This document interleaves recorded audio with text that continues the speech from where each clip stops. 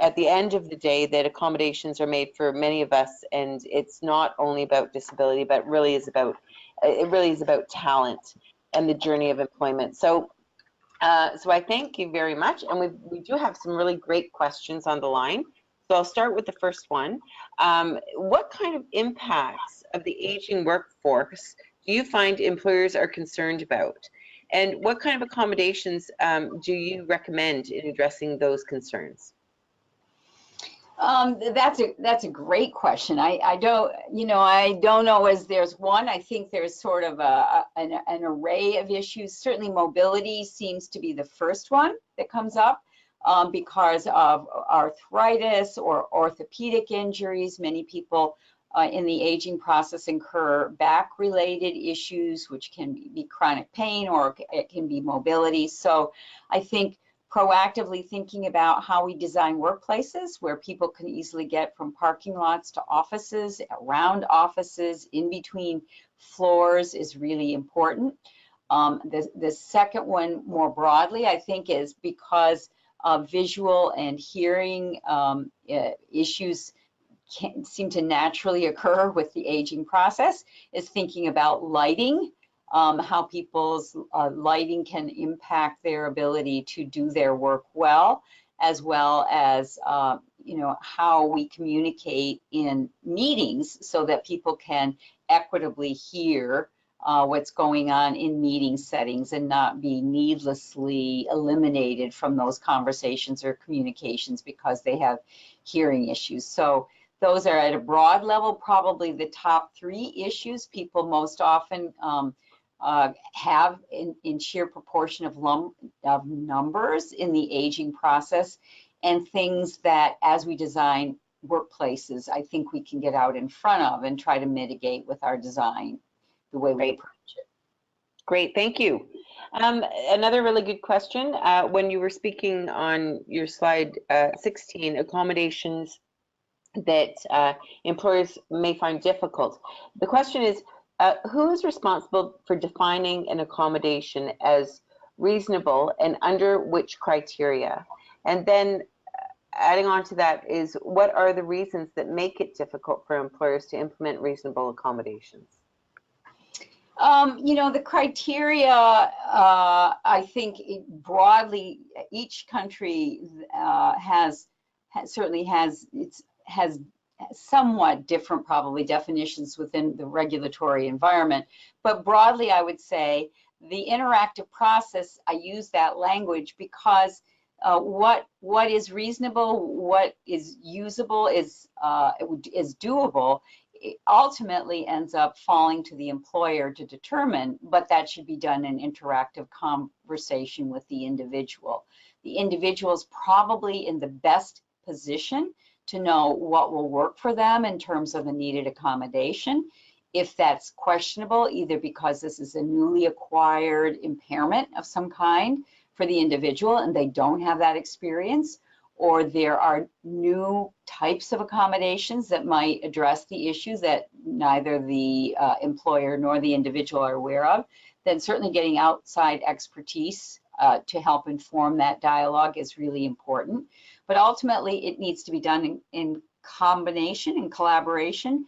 But since the employer is the purchaser, ultimately, it's usually the employer that makes that decision. Excellent. Excellent, thank you. Along the same lines of accommodations around employee, are there any types of accommodations that employers are required to consider or implement? And if so, who is responsible to enforce that? Well, the requirement is if we're talking about what regulatorily governs this, the requirement is if the individual is indeed an individual with a disability, then the employer is required, and I'm going to default to U.S. law, and Maureen, if you can help us with how that might play out in the Canadian context, that would be really helpful. But if the individual is eligible for protections under the Americans with Disabilities Act, then indeed and needs an accommodation to be able to stay productive in that workplace, the employer does have to consider it. And in this interactive process that we're talking about. And in the United States, that is the enforcement of that particular provision of the Americans with Disabilities Act falls under the U.S. Equal Employment Opportunity Commission, or it can be a Human Rights Commission at the state level. So we have both a federal and a state way of overseeing enforcement of the accommodation process in the workplace under employment provisions. So I'll pause. Do you want to add any contextual differences for the Canadian context, Maureen? Sure. Yeah, I'd really like to actually. There are 3 provinces within Canada that have active accessibility law. Ontario, Nova Scotia, and Manitoba. There are other provinces that are in the process of creating an accessibility legislation. And of course, we've just passed the Accessible Canada Act. And now, however, the Accessible Canada Act is only enforceable to companies that are responsible under federal legislation. So it's not for anything that, it's not for the majority of the companies in Canada, but it would be, which are beneath 100 people, but it would be for any company that is federally legislated, and that turns out to be about 40% of the Canadian population that falls under that. So we do have provincial law and we do have some federal law, but we also have, as in the States, we have human rights laws.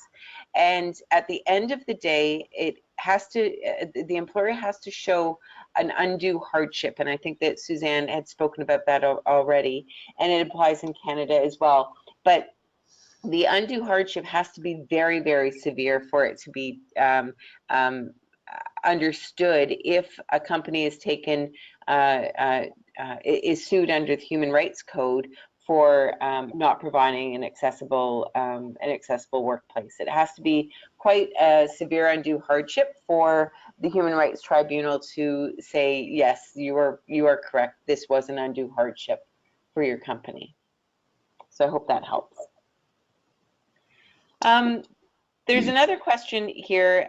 Again, it's around legal capacity, I guess, of companies, Suzanne, and that is, do you know of any legal ways, and I'm going to add to that and say, or any strategic ways to quote unquote pressure employers into accommodating their employees?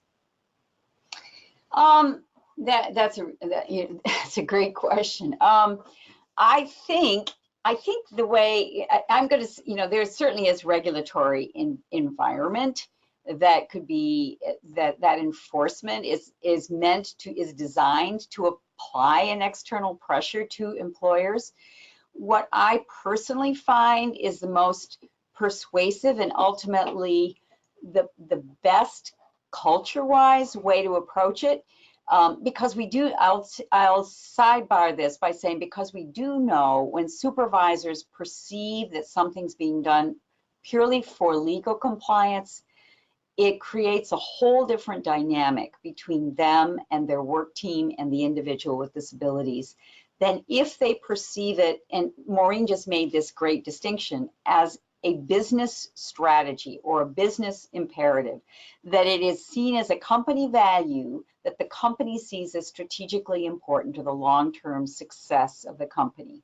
So while we can try to use regulatory requirements to pressure employers and subsequently their supervisors to respond affirmatively to accommodation requests, my experience is that it's been far more effective if you approach employers with the idea that they are, as we just talked about, accommodating already all the time, that it mitigates cost, it maximizes the likelihood of productivity and retainment of seasoned employees if they take this as a positive part of workforce development and keeping people productive. And I'll pause, and Maureen, if you would add to that, I would appreciate it.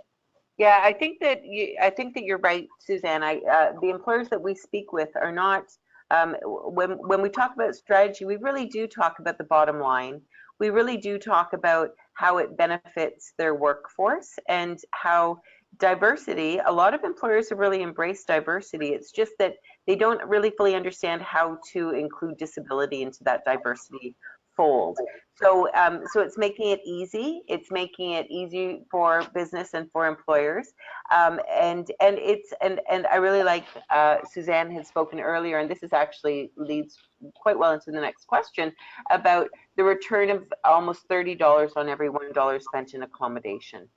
So Suzanne, if you're okay with that, I'm going to jump into that question. Oh, please do.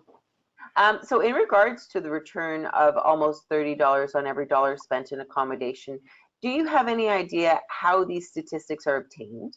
And how can you correlate the return to a change resulting in adopting a certain accommodation? In other words, when you're talking about adopting a certain accommodation, how do you know that that accommodation is going to save you, is going to give you a return of 30 to 1? I don't have the data behind the 30 to $1. The source for that, the Job Accommodation Network, is on the bottom of that slide. But what I will say is what I have heard discussed in conversations about how these returns are calculated is the cost of, if you lose an employee because you did not accommodate, either full-blown, they have to leave the workforce because they are not able to continue in that job, or they continue at a very reduced rate of productivity based on not being accommodated, that the cost is significantly high in non-productivity for the individual who's retained, but is a great deal higher if an organization has to actively recruit. Recruitment and retaining people and retraining people and waiting till they get up to speed is a very costly process for employers. So a lot of these estimates are based on that presumption that the person would be forced out of the workplace by lack of accommodation, and therefore you would have to replace them, which is a costly venture for employers. I don't know if you want to add to that, Maureen? No, I think that that's right. And a stat that I've heard is that even on a frontline staff, it costs an employer $4,000 just for an entry level. An HR term is that it costs about $4,000 to replace a frontline staff or an entry level staff. And so if you can imagine, that gets more expensive as you go up the ladder of abilities as well. So I think that that's excellent. We do have one more question, and I think that we have oh no, we've got two more. That's excellent.